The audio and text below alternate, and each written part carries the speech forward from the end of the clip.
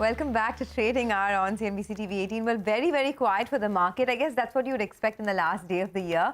But let's wrap up on this show. Before that, 2022 has been a game changer for the mobile phone market in India, with Apple betting big on India. So why is the smartphone behemoth eyeing India, and how could this impact the company's exports? Take a look.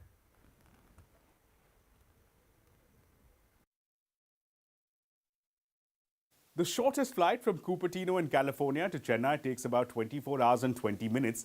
But despite the long haul, many Apple executives are likely to want to take this flight, with industrial hubs outside of Chennai and Bangalore increasingly playing host to manufacturing iPhones. But before we look at the Apple story in particular, let's look at the broader smartphone manufacturing story here in India. Now, the PLI scheme for mobile phones was amongst the first PLI schemes to be approved and notified by the Indian government. It provided for incentives worth 4 to 6% on incremental sales, and the budget outlay for the incentives was sizable at almost 39,000 crore rupees. Now, the results were quite dramatic. India is now the world's second largest mobile phone manufacturer. The government even estimates that mobile phone production is likely to grow from $30 billion in FY21 to over $130 billion by FY26. In fact, April to June period of 2022 alone saw production of 1.67 lakh crore rupees of phones, which includes exports of over 65,000 crore rupees. Now, a lot of these are very large numbers that we're discussing. However, they are attributable in large part to changes in the supply chain of one single company, that's Cupertino, California-based Apple. Since 2017, Apple has asked 3 Taiwanese contract manufacturers to move to India. That includes Wistron, Foxconn, and Pegatron. But why is Apple now looking at India to begin with? Well, there seems to be a growing realization by Tim Cook and Company that there's heavy dependence on one single geography, and that's China.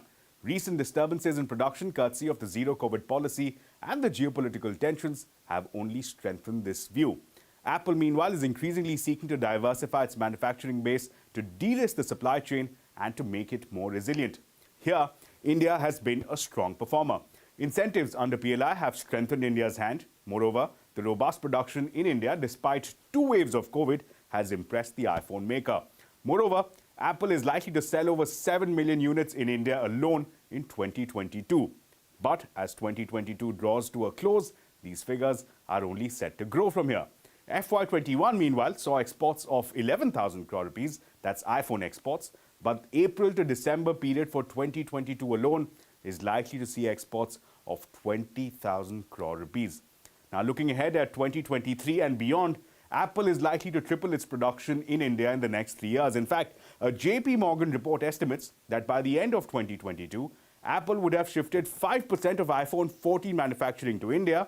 As per this report, in fact, Apple will continue to move supply chains to India, and by 2025, 25% of all Apple products will carry the Made in India badge. Now, these estimates are being backed by Taiwan-based contract manufacturers increasing their exposure to India. Take Foxconn, for example.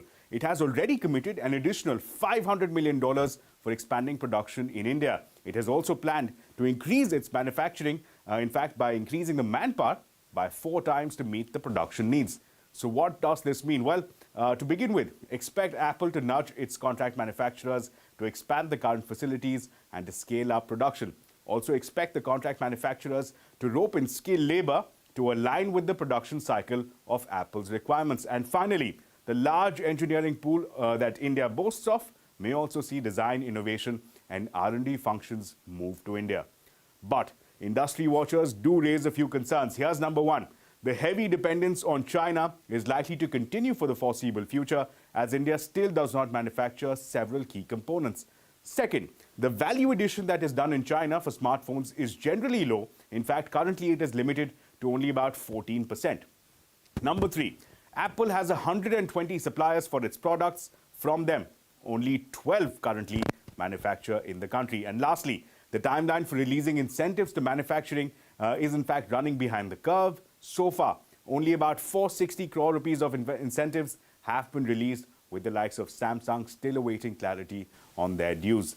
So clearly, Apple for now is betting big on India, but with stiff competition from countries like Vietnam, India will have to stay on its toes to tango with Apple.